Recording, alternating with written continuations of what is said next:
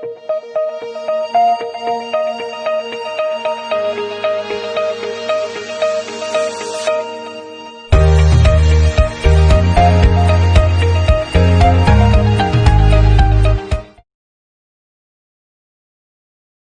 I'm Matthew Malcolm with Pacific Nut Producer Magazine, reporting to you here today with Emily Fleischmann from the Almond Board of California. We're here in their office. Wanted to talk about the COVID-19 impact on the almond crop. We're looking at potentially a 3 billion pound crop this year. This is pretty exciting, and wanted to talk about, obviously there's been a lot going on, maybe how things were impacted initially, and as COVID-19's carried on beyond what we'd ever imagined. How's the market?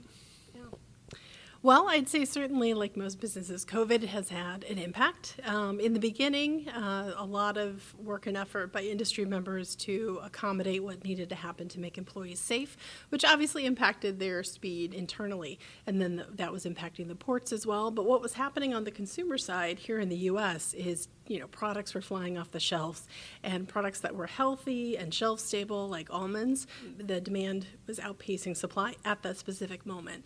And that was a good thing for us. That basically meant we just had to kind of fill the void, which we have now, and volume continues to look really good. Domestically, we ended the year up 4.5%, which is awesome. And exports look great as well. Obviously, China's been impacted by the tariff, so that is not related to COVID. And India did see a slowdown, so the getting product in and out of the ports was pretty difficult for a while. But overall, the market ended up 11% for the year, so they rebounded from that.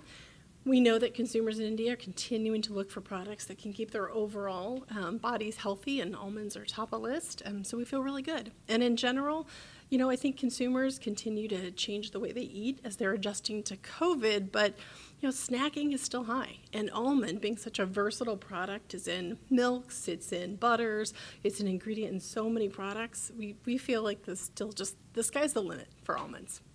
So, that's great. Yeah. And looking to future markets, what are we anticipating? What countries and avenues do we think there's potential in the near future? Because obviously we're going to be just expecting a bigger crop every year, right? Yeah.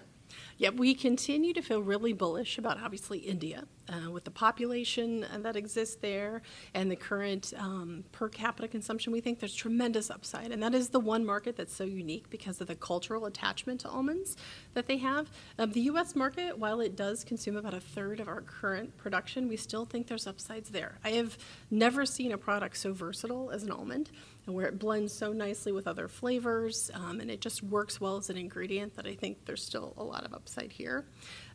We've continued to increase our investment in Europe. So that consumer marketplace, snacking is still growing, and healthy attitudes are kind of evolving in different marketplaces, and almonds become a great fit. So I see tremendous opportunity, and we continue to stay invested in the 11 markets we have across the globe, and we're looking towards the future, where we go next. That's great, and we definitely appreciate the work of the Almond Board and keeping things going with the enormous growth in the industry. Obviously, there's been some concern about when is this going to peak, or is it just going to keep going?